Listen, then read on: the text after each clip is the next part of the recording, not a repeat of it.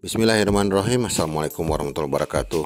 Sahabat, setelah memahami cara cerdas belajar dan mengenal gaya belajar, kita dapat menerapkan revolusi belajar. Ini bisa dimulai dengan persiapan revolusi belajar dan menerapkan strategi cerdas belajar.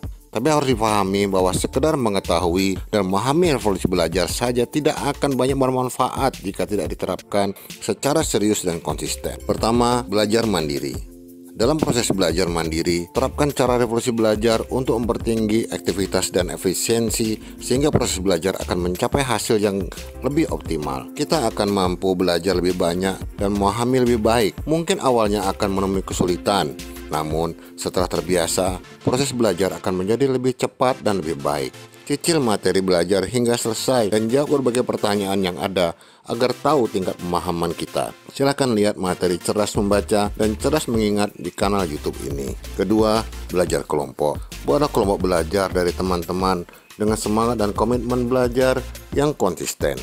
Jangan terlalu banyak, cukup 3-5 orang saja. Kalau bisa cari teman yang punya kemampuan pada materi berbeda agar bisa saling membantu. Buat jadwal pertemuan rutin dan tetapkan materi untuk dipelajari bersama. Sebelum bertemu, pelajari lebih dulu secara mandiri materi yang disepakati agar kita tahu bagian mana yang sudah dan belum difahami.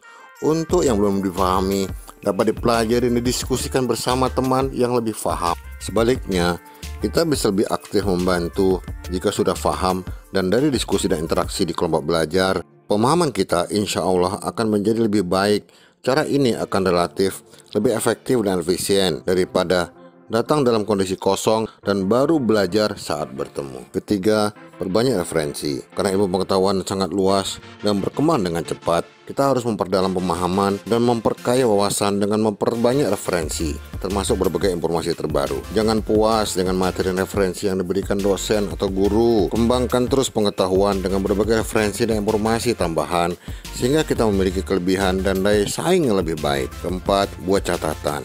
Mengingat kapasitas dan daya tahan memori kita terbatas, sediakan buku catatan dan catatlah berbagai hal yang dianggap penting. Catatan harus padat, ringkas, jelas, dan mudah dicerna. Bangun kebiasaan mencatat, jangan remehkan hal ini. Kalau lupa, kita harus carinya lagi di literatur yang perlu tambahan waktu dan pikiran yang sebenarnya bisa digunakan untuk hal lain. Lihat materi cerdas mencatat dan cerdas mengingat di kanal YouTube ini. Kelima, fahami, jangan menghafal. Dalam belajar, pemahaman akan tertanam jauh lebih kuat daripada hafalan yang bersifat jangka pendek dan hanya efektif ketika ujian atau ulangan.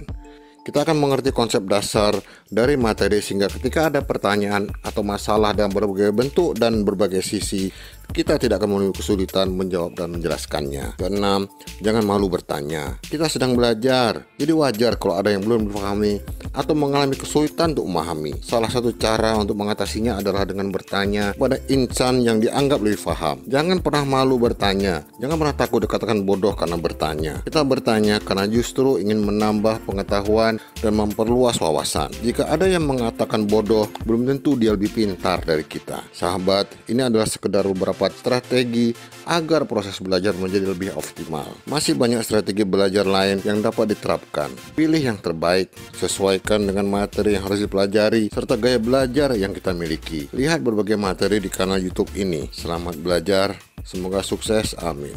Assalamualaikum warahmatullahi wabarakatuh.